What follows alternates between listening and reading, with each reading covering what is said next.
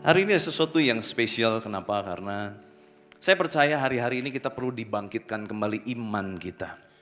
Banyak mungkin di antara kita yang sudah mulai lelah, mulai putus asa dan kita mulai bilang, udahlah kayaknya mujizat yang saya nanti-nantikan itu gak terjadi. Tapi hari ini ada satu orang yang saya undang, rekan pelayanan saya, sahabat saya. Dia baru ngalamin mujizat Tuhan, saudara. Dan saya percaya, gak ada yang satu kebetulan. Kalau dia ngalami mujizat Tuhan dengan cara yang ajaib, maka Anda adalah orang berikutnya yang akan ngalami mujizat Tuhan. Saya undang Ivana, boleh naik ke atas panggung. Kasih tepuk tangan yang meriah buat Tuhan Yesus. Silakan. Ya, shalom Bapak Ibu Saudara sekalian. Perkenalkan saya Ivana. Terima kasih untuk Ko Ivan udah kasih kesempatan saya menyaksikan cinta kasih Tuhan. Ceritanya gini, jadi saya tahun lalu, Natal tahun lalu itu operasi pengangkatan kantung empedu karena ada batunya. Puji Tuhan operasinya lancar semua. Lalu saya pulang dari rumah sakit, tapi setelah saya pulang dari rumah sakit, di rumah itu kaki saya bengkak dua-duanya. Kebetulan beberapa hari setelah saya pulang dari rumah sakit, saya perlu ke sana lagi untuk cek jahitan. Dokter bedahnya waktu lihat kaki saya bengkak, dia kaget. Dia minta saya USG dan dia refer saya balik ke internis saya. Terus waktu lihat hasil USG-nya, internis saya juga kaget. Dia bilang, loh ini kamu kandung kemih kamu kenapa penuh? Dia bilang gitu. Kamu gak bisa, mohon maaf bicara, buang air kecil gak bisa ya? Dia bilang gitu. Saya bilang, bisa dok. Setelah operasi saya bisa buang air kecil seperti biasa, saya bilang. Tapi dia bilang, ini kamu nggak tuntas buang air kecilnya. Ini kamu numpuk urinnya sampai ke saluran, sampai membanjiri, menenggelamkan ginjal kamu. Dan ginjal kamu sekarang bengkak, dia bilang. Lalu dia bilang, sekarang juga kamu ke urolog untuk dikateter. Perjalanan dari ruangan internis ke urolog, saya berdoa sama Tuhan. Tuhan, saya nggak mau dikateter. Saya ini orangnya pencemas, Bapak Ibu. Penakut gitu. Jadi buat saya kateter tuh sangat, aduh gimana ya, itu proses apa. Tapi dalam hati saya ada yang bicara, apapun yang terjadi, aku akan beserta kamu. Saya bilang, Tuhan saya nggak mau. Dijawab lagi, apapun yang terjadi Tuhan, apapun yang akan terjadi, aku akan beserta kamu. Singkat cerita, benar saya harus dikateter, urin yang keluar dari kandung kemih saya 3 liter waktu itu. Saya pakai kateter itu yang 2 minggu, lalu saya pulang, menjalani hari saya 2 minggu dengan kateter, kemudian saya kembali lagi. Saat dilepas kateter yang pertama, dokter kasih notes. Ini dalam 2 jam, kalau kamu nggak bisa buang air kecil normal lagi, kamu segera ke IGD, pasang kateter yang sebulan. Waktu saya dengar, saya bilang, Tuhan, saya nggak mau. Saya beriman, saya pasti nggak akan pasang kateter lagi, saya bilang. Saya pulang, saya minum air putih seperti biasa. Saya minum sekitar 200 cc waktu itu. Dalam 2 jam saya ke toilet, yang keluar hanya 5 mili. Saya masih bersikukuh, Tuhan saya butuh pertolongan Tuhan, saya bilang. Tapi setelah 2 jam kemudian saya minum sekitar total 500 mili, 400-500 mili. Yang keluar hanya 10 mili. Dengan berat hati saya kembali ke IGD, saya pasang kateter yang sebulan. Besoknya saya datang ke urolog, dia minta saya ronsen, dia bilang ada saraf kejepit. Dia refer saya ke dokter saraf bilang MRI aja. Karena mungkin takutnya saraf kejepit itu yang bikin kandung kemih kamu gak berfungsi, dia bilang. Saya juga di refer ke fisioterapi, untuk terapi juga. Dan waktu papa saya nanya sama dokter, ini harus pakai kateter berapa lama? Dokternya jawab, wah Pak, lama. Bisa tahunan, bahkan seumur hidup dia harus pakai kateter. Jujur Bapak Ibu, waktu dengar itu shock. Buat saya 2 minggu dengan kateter aja cukup merepotkan. Apalagi seumur hidup saya harus pakai kateter. Lalu saat di rumah, saya sehari-hari, saya merasa down. Dan waktu itu Mami bilang, Nak, puji nyembah Tuhan, nyanyi lagu rohani. Saya bilang, saya nggak mood nih, Mam. Saya bilang gitu. Tidur aja susah.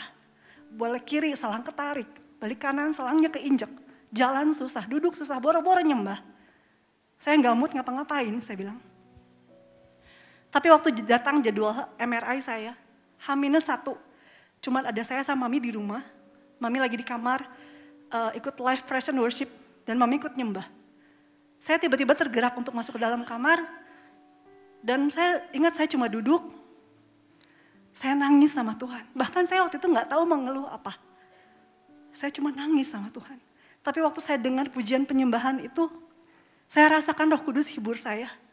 Saya rasakan Tuhan peluk erat saya dan bilang, "It's okay, aku beserta kamu, it's okay." Dan di akhir pujian penyembahan, Tuhan kasih kekuatan yang baru buat saya. Saya bisa bilang, puji Tuhan. Apapun yang terjadi, Tuhan baik. Besoknya saya MRI, hasil MRI-nya keluar, puji Tuhan ternyata tidak ada apa-apa dengan hasil MRI-nya. Jadi ternyata saraf yang kecepit itu bukan saraf kandung kemih. Lalu dokternya makin bingung, lah ini kalau gitu kenapa? Penyebabnya apa? Kok nggak bisa BAK normal? Mereka mereferensikan saya untuk ke Jakarta, ketemu profesor siapa gitu, untuk tes lanjutan. Tapi saya sama keluarga sepakat, kami mau datang sama Tuhan, minta belas kasihan Tuhan. Dan selanjutnya saya jalani hari-hari saya, dan saya tetap harus bekerja Bapak Ibu. Jadi saya kantong kateternya saya masukin dalam tas lempang, supaya tidak mencolok. Cuman itu cukup merepotkan, dan ada beberapa kejadian bahkan waktu saya ngajar, saya teledor, selang yang di pinggang saya itu copot, sehingga mohon maaf bicara, baju saya basah kuyup dengan air urin. Beberapa hari kemudian yang keluar bukan air urin, tapi mungkin karena infeksi ya, darah terus yang keluar di kantong kateter saya.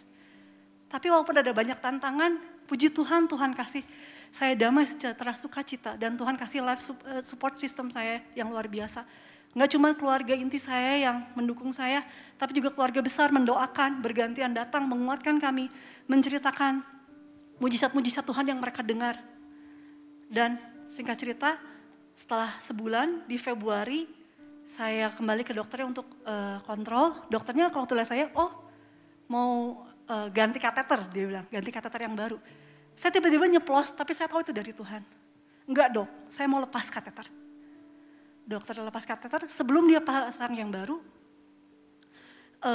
saya bilang, dok bolehkah saya minum air putih dulu ke toilet, baru balik lagi dokter cek saya. Boleh, dia bilang gitu. Baik, lalu saya minum banyak, lalu saya ke toilet, saya balik lagi. Waktu dokter USG saya yang kedua kalinya, dia kaget. Kandung kemih kamu sudah kosong. Oh sekarang kamu bisa buang air kecil normal, dia bilang gitu.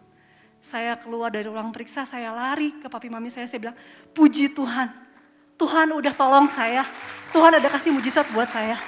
Saya percaya Bapak Ibu, itu bukan karena obat yang saya minum, bukan karena terapi yang saya lakukan. Semata-mata hanya karena kasih kemurahan Tuhan, belas kasihan Tuhan atas saya. Dan kalau saya ingat, berkali-kali sepanjang proses itu saya minta tolong seolah-olah Tuhan gak dengar.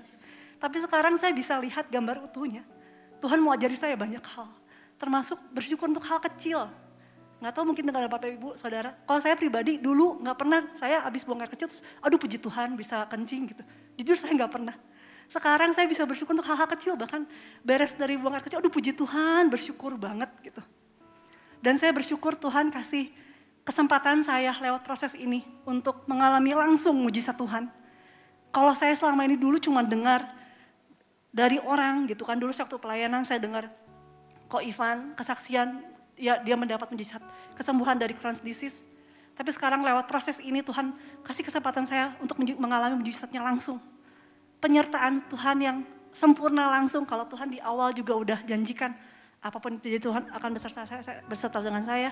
Sepanjang proses 1,5 bulan saya pakai kateter, itu Tuhan luar biasa. Kasih kekuatan, kasih sukacita buat saya. Saya bangga. Saya bersyukur punya Allah yang dahsyat, bersyukur punya Allah yang baik dan yang berkuasa. Segala puji kemuliaan hanya bagi Tuhan. Tuhan Yesus memberkati. Lebih meriah lagi buat Tuhan, saudara. Thank you untuk semua tim Praise and Worship. Saudara, hari ini kita mau sama-sama belajar satu topik firman Tuhan. Dan saya minta mungkin semua bisa fokus. Materi yang saya mau bagikan adalah bicara mengenai tentang perjamuan kudus, saudara ya. Mungkin banyak di antara kita yang mungkin menjadikan perjamuan kudus itu menjadi sesuatu yang biasa. Atau juga ada seseorang yang menjadikan perjamuan kudus itu bukan yang biasa, tetapi menjadi sesuatu yang malah dijadikan kultus. Ya, kayaknya kalau nggak perjamuan kudus, kayaknya Tuhan nggak lindungi. Nah, ini ada dua ekstrim gitu ya. Ekstrim kirinya mungkin menganggap perjamuan kudus hanya tradisi, tetapi yang ekstrim satunya menganggap bahwa perjamuan kudus ini kultus. Nah, hari ini kita mau lihat secara biblical. Apa sih sebetulnya perjamuan kudus yang seharusnya kita terima dan bagaimana sikap kita terima perjamuan kudus? Kenapa ya? Kalau firman berkata orang yang ambil bagian di dalam perjamuan kudus banyak yang mengalami kesembuhan. Tetapi kalau menyikapinya dengan cara yang salah, banyak yang alami sakit penyakit bahkan sampai menyebabkan kematian. Lah, saya ada di mana? Bagaimana saya menyikapi perjamuan kudus? Bagaimana saya bisa merasakan manifestasi kuasa Allah lewat perjamuan kudus? Nah, hari ini kita mau belajar saudara ya, yang Alkitabiah itu tentang kuasa kehidupan Kristus melalui perjamuan kudus. Saudara, penebusan Kristus untuk Anda dan saya adalah peristiwa yang jauh lebih penting dari peristiwa penciptaan manusia. Kenapa? Karena kita tahu waktu penciptaan Adam dan Hawa gagal. Dia jatuh di dalam dosa, menyebabkan setiap kita menjadi orang-orang yang berdosa. Nah saudara, kenapa? Ya, kenapa saudara manusia jatuh di dalam dosa? Karena memang di sana ada campur tangan iblis. Ya, ular sebagai lambang dari iblis. Ambil bagian di situ untuk membawa pikiran manusia menjadi tidak kepada Allah, tetapi kepada dirinya. Makanya waktu ular berkata, tidak apa-apa sebetulnya kamu makan dari buah pohon pengetahuan. Bukankah kamu akan menjadi sama seperti Allah? Setelah kalimat itu diucapkan tiba-tiba Hawa yang tadinya tidak tertarik menjadi tertarik untuk makan buah dari pohon pengetahuan. Sebetulnya kan iblis sedang bicara begini, coba saya mau tes. Bahasa saya saudara ya. Coba saya mau tes. Tuhan katanya engkau menciptakan satu ciptaan yang lebih sempurna dari kami malaikat. Iblis adalah bekas malaikat terang loh saudara. Lalu mungkin saya nggak tahu ini nggak ada di Alkitab, tetapi ini interpretasi saya. Mungkin iblis berkata, coba saya mau tes. Yang katanya diciptakan serupa dan segambar Allah, bagaimana respon mereka waktu ditawarkan menjadi seperti Allah? Bukankah iblis jatuh di dalam dosa? Kenapa? Karena dia ingin seperti Allah. Mungkin iblis ngetes, coba yang ini ciptaan yang serupa segambar Allah, mau nggak seperti Allah? Makanya dengan segala tipu muslihat dia berkata, bukankah kamu akan menjadi sama seperti Allah? Tahu apa yang baik dan jahat. Setelah kalimat itu diucapkan, Anda akan melihat, mengejutkan sekali ternyata manusia tertarik. Dan disitulah kejatuhan manusia. Waktu manusia ingin menjadi sama seperti Allah. Nah saudara, itu singkat cerita tentang kejatuhan manusia. Nah cuman begini, kita sering mendengar kalimat tentang yuk pandang salib Kristus. Yuk lihat salib Kristus, sebab di salib itulah kesembuhanmu, di salib itulah penebusanmu, di salib itulah semua yang terbaik engkau terima. Mungkin kita bingung, gimana mandang salib Kristus? Saudara sebetulnya, kronologis memandang salib Kristus itu sudah ada jauh sebelum zaman Tuhan Yesus mati di kayu salib. Kita lihat kisahnya di Bilangan pasal 21, ini adalah sebetulnya perlambangan, simbolik tentang kuasa salib Kristus. Ya. Ini bicara mengenai satu patung yang didirikan oleh Musa, disuruh oleh Tuhan. Kenapa? Karena pada saat itu muncul banyak sekali ular beludak yang menggigit, mematok orang-orang Israel. Dan tidak lama mereka dipatok, mereka mati. Tapi Tuhan memerintahkan Musa, Musa kamu buat satu ular dari tembaga, bentuknya melingkar seperti di gambar ini. Kalau saudara lihat lambang apotek, itu sebetulnya ngikutin lambang Nehustan saudara ya. Jadi ini udah ada lebih dulu daripada apotek saudara ya. Dan barang siapa melihat Nehustan, mereka yang dipagut ular tapi melihat kepada Nehustan, maka dia akan hidup. Dan betul, barang siapa mereka dipacok sama ular beludak, tetapi waktu dia bisa melihat Nehustan dari kejauhan, dia tidak mati, dia hidup. Nah saudara, Nehustan itu bahasa Ibrani, saudara ya. Kita mau belajar sedikit aja bahasa Ibrani, saya cepat aja. Nehustan itu sebetulnya sudah menjadi satu kata yang menjadi sebuah penyingkapan rahasia Allah. Coba kita lihat 3 kata pertama. Boleh slide-nya? Slide berikutnya. Slide berikutnya. Slide berikutnya. Ya, ini dia. Nah, ini membentuk kata nahash, saudara. Bahasa Ibrani dibaca dari kanan ke kiri, saudara ya. Nun heh shin. Nun heh shin, nahash. Ini bicara mengenai ular. The serpent, kejatuhan manusia. Tapi ternyata begitu muncul kata berikutnya, next slide, adalah taf. Ini bicara salib Kristus.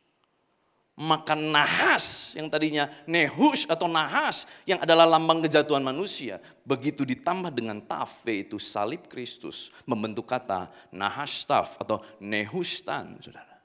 Disitulah rencana keselamatan Allah buat bangsa Israel. Wow, jadi sebetulnya ini rahasia yang luar biasa. Nah, kita mau belajar, ya saudara, sebetulnya adalah perlambangan saja, bayangan saja dari karya salib Kristus. Saudara, apa sih maksudnya memandang salib Kristus? 2 hal saya mau bagikan. Memandang salib Kristus itu sebenarnya begini, saudara, ya. Bila kita dengan percaya kepada karyanya, yaitu bahwa Kristus dengan sengaja, bulan lalu saya pernah khotbahkan ini, bahwa Yesus memilih untuk mati buat kita. Memilih disiksa buat kita. Dengan sengaja dia mati di kayu salib untuk menggantikan Anda dan saya. Maka apapun masalah Anda dan saya, ingat bahwa dia sudah menggantikan kita. Sakit penyakitmu, kelemahan tubuhmu, ketidakmampuanmu, jatuh bangunmu di dalam dosamu. Tuhan semua sudah tanggung. Malapetakamu, kutukmu, semua. Mungkin kau berkata, Pak, saya ini keluarganya punya kutuk keturunan. Semua itu.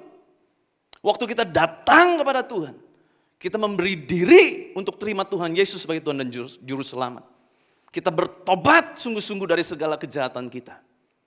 Dengar, saudara, maka kutuk itu, semua yang buruk itu sudah dipatahkan.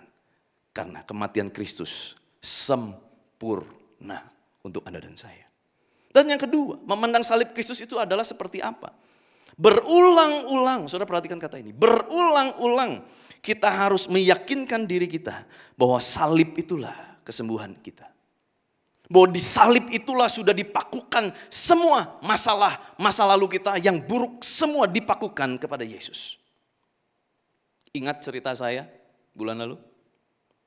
Bagaimana Bapa harus merelakan anaknya disiksa sedemikian rupa. Itu semua bukan dalam tanda kutip, bukan gak ada kerjaan.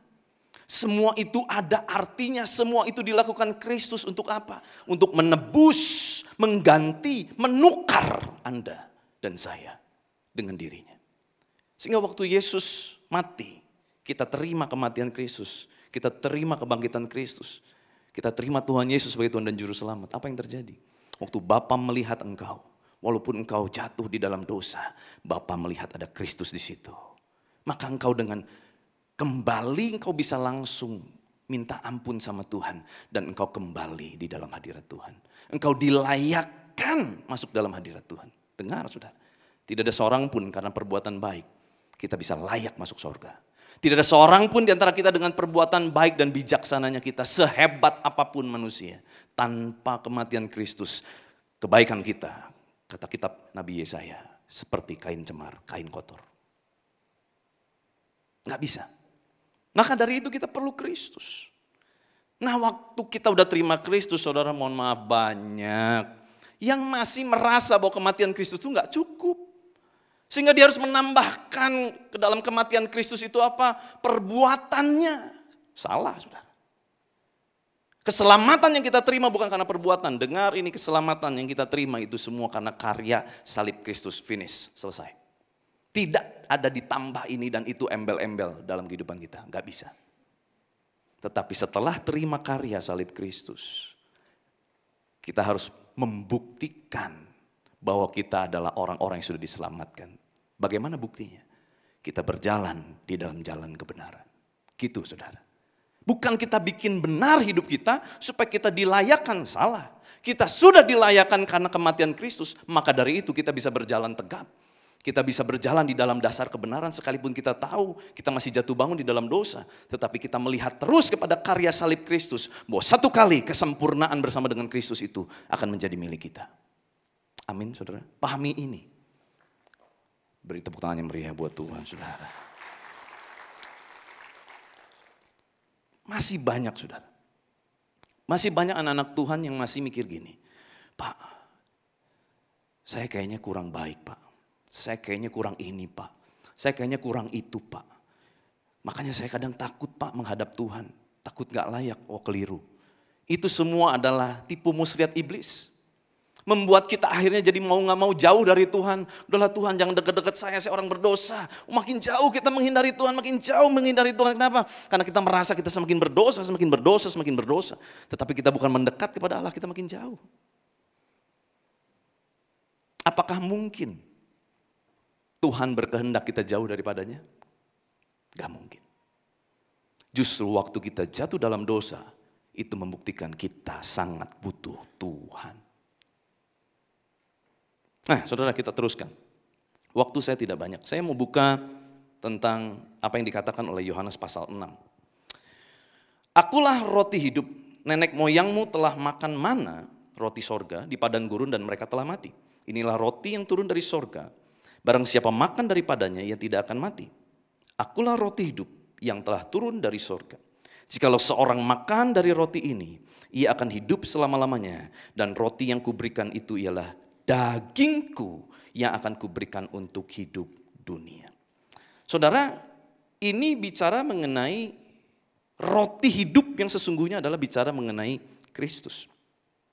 Tetapi saudara, saya mau buka satu rahasia. Tahukah saudara bahwa kitab Mazmur pasal 90 ayat 1 dan ayat 10. Yuk kita lihat di sana dikatakan doa Musa abdi Allah. Tuhan ini jadi Mazmur mencatat doa Musa, mengutip doa Musa. Doa Musa abdi Allah, Tuhan engkaulah tempat perteduhan kami turun-temurun. Masa hidup kami 70 tahun dan jika kami kuat 80 tahun.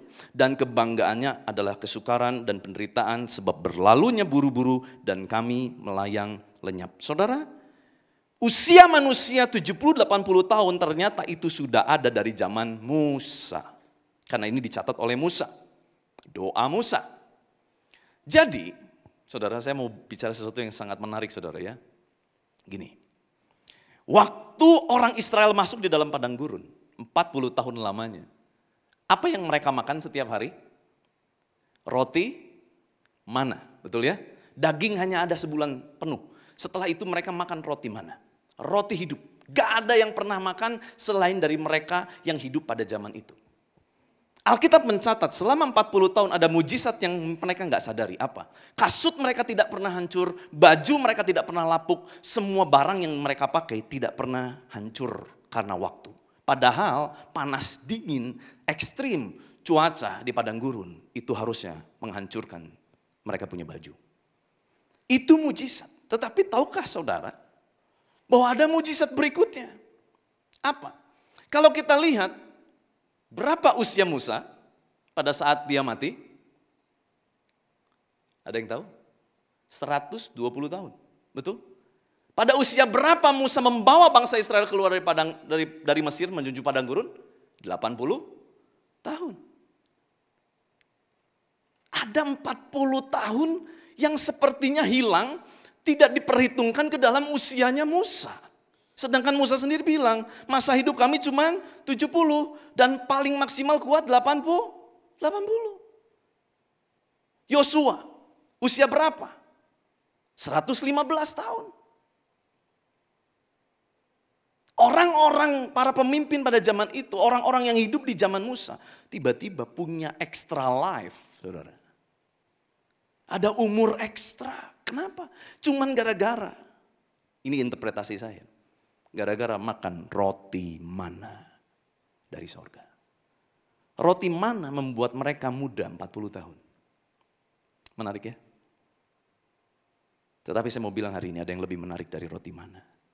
Kita punya roti sorga sesungguhnya yaitu Yesus. Yesus bukan cuma membuat kita awet muda 40 tahun. Yesus membawa kita hidup selama-lamanya bersama dengan Dia. Kasih tepuk tangan yang meriah buat Tuhan. Makanya tangkap ini saudara, waktu engkau makan perjamuan kudus, engkau sedang memakan tubuh Kristus. Artinya segala sakit penyakitmu, semua kelemahan tubuhmu, Itu semua ditanggung oleh Yesus.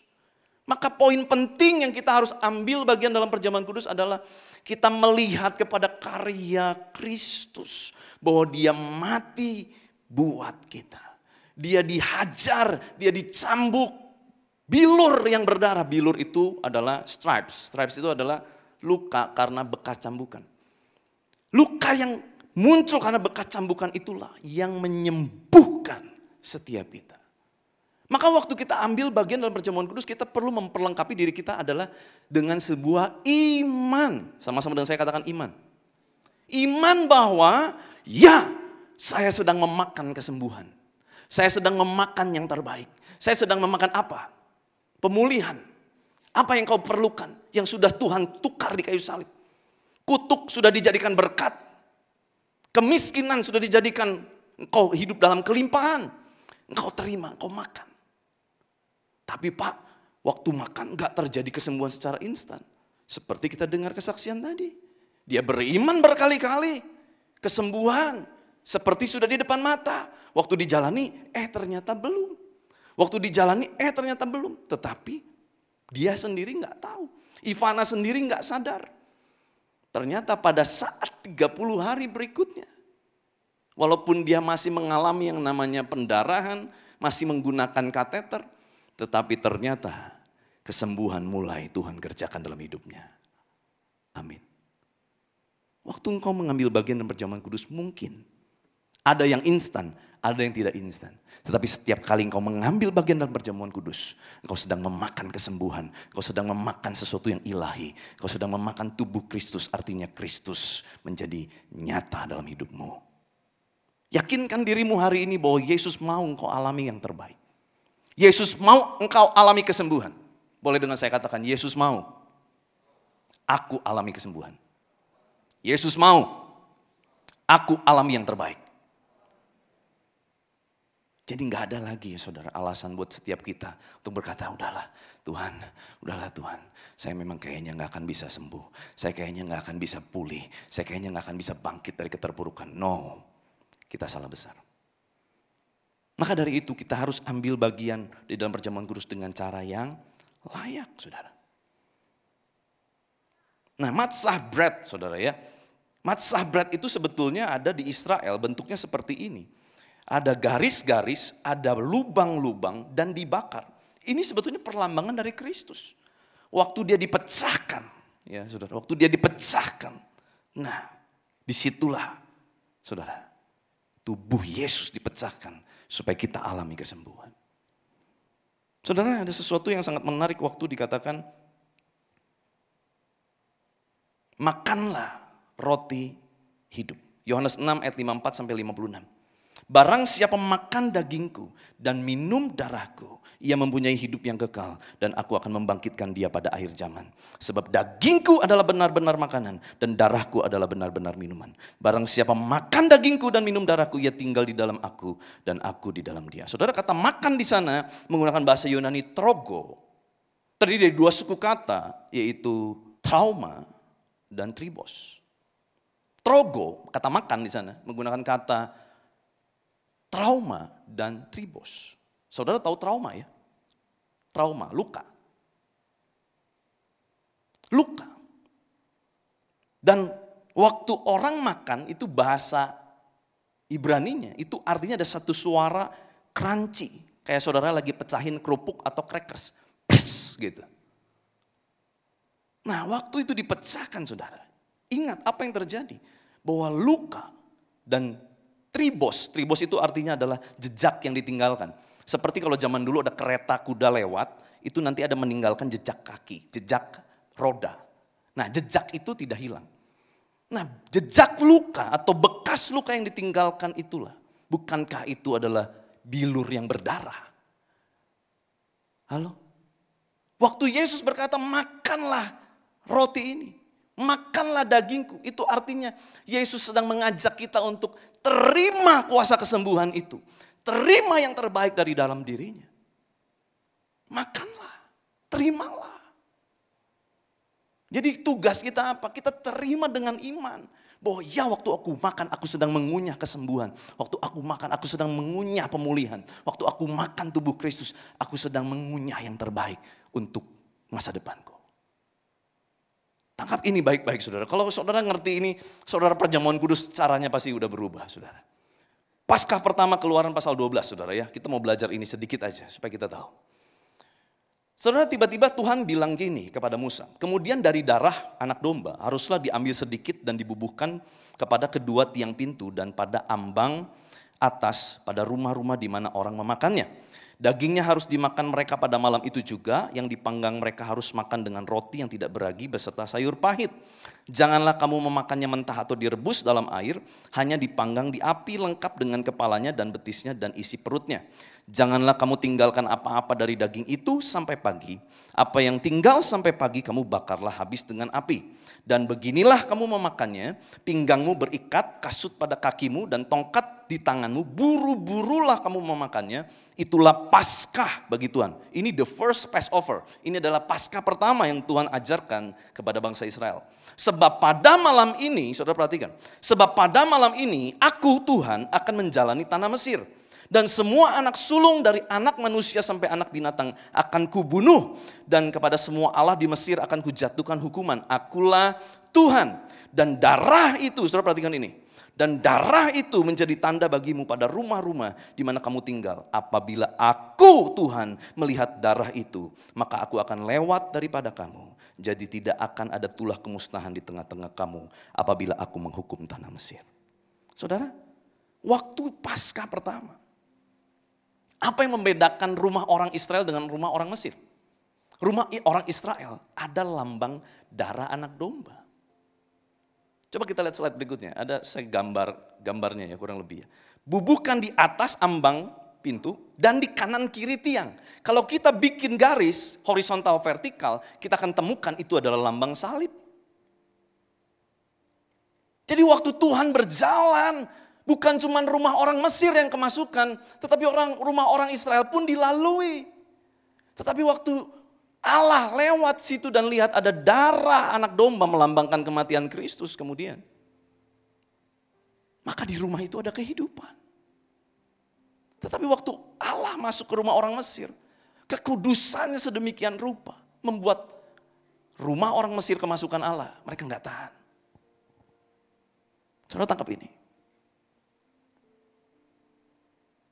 Rumah di mana ada darah Yesus, rumah itu akan menjadi rumah kehidupan. Rumahmu di saat engkau ada darah Yesus yang kau pegang sungguh-sungguh menjadi sumber kebenaranmu. Maka di rumah itu kutukmu akan berubah menjadi berkat. Tangkap ini saudara. Dan ini Tuhan sudah kerjakan selesai di kayu salib. Sekali untuk selamanya buat kita semua. Sayang banget kalau kita nggak ngerti ini. Lalu kita seolah-olah masih menanti-nanti mujizat, tetapi kita nggak tahu bagaimana meraih mujizat. Nah sekarang kita tahu, kita sudah terima Yesus, terima darahnya. Kita bisa dua hal yang kita lakukan. Orang Israel pada saat itu bisa melakukan dua hal. Waktu Musa berkata, kamu masuk ke dalam rumah ya. Kalau kamu di luar rumah nanti Tuhan lewat, kamu mati. Kamu harus diam di dalam rumah yang ada darah anak dombanya. Saudara, saya percaya pada saat itu ada dua keluarga, dua jenis keluarga. Jenis keluarga yang pertama adalah keluarga yang menanti dengan ketakutan. Kenapa? Dia udah lakukan semua seperti firman, padahal ada darah anak domba. Tapi dia ketakutan, kenapa? Takut nanti rumahnya kemasukan. Kalau sampai rumahnya kemasukan ada yang mati gimana? Jadi mereka nunggu, tapi dengan takut. Jangan tidur. Tungguin. Takutnya nanti Tuhan lewat. Mereka ketakutan. Ada nggak? Ada pasti.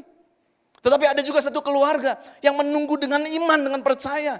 Bahwa ada darah anak domba sebagai sumber kebenaranku. Bukan karena kebenaranku sendiri. Tetapi karena Yesus yang mati buat aku.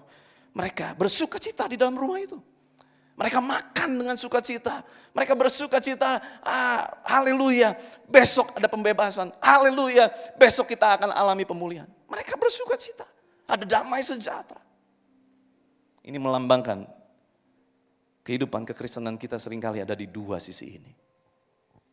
Waktu kita mengalami masalah, seringkali kita pikir kita berhadapan dengan masalah itu sendirian. Padahal waktu kita berjalan bersama dengan Kristus, Kristus, darahnya menjadi barisan pertahanan kita.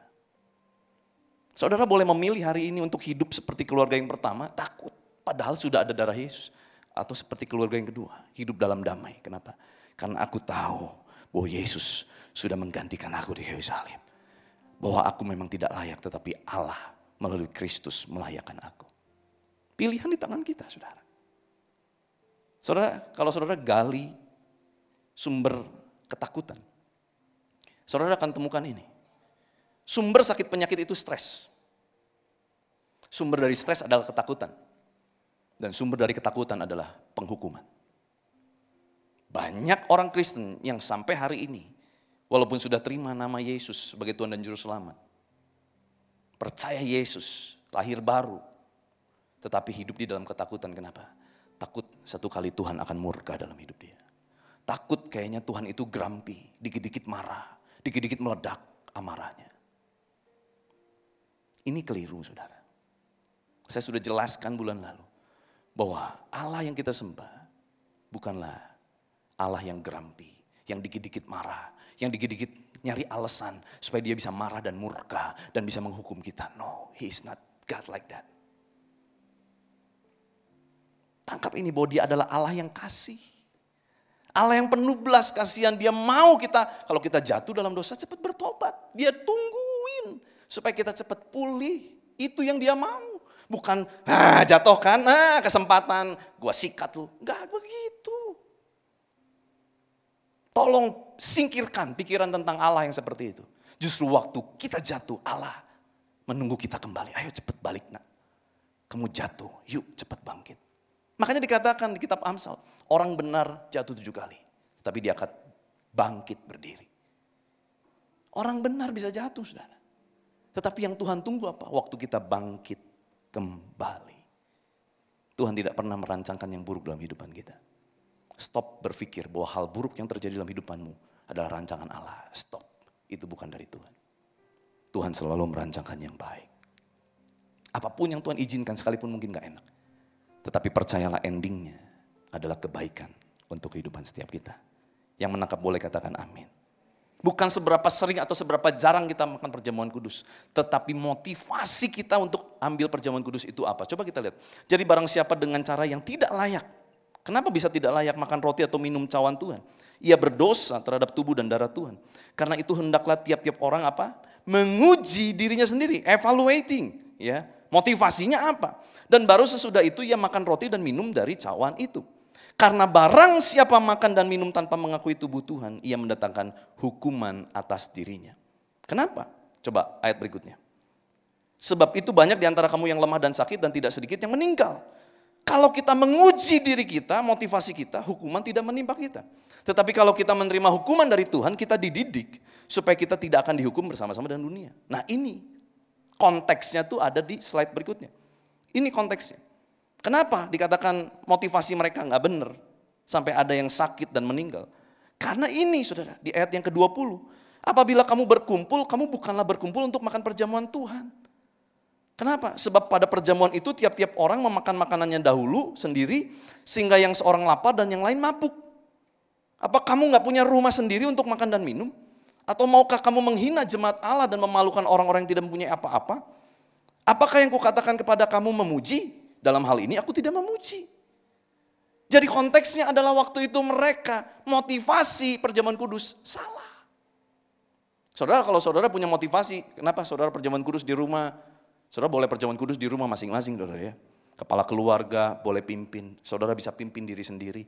Tetapi dalam jemaah, dalam ibadah, memang harus seorang pejabat pendeta yang dilantik, diakad secara sah oleh GBI Bethel, Gereja Bethel Indonesia, Sinode GBI.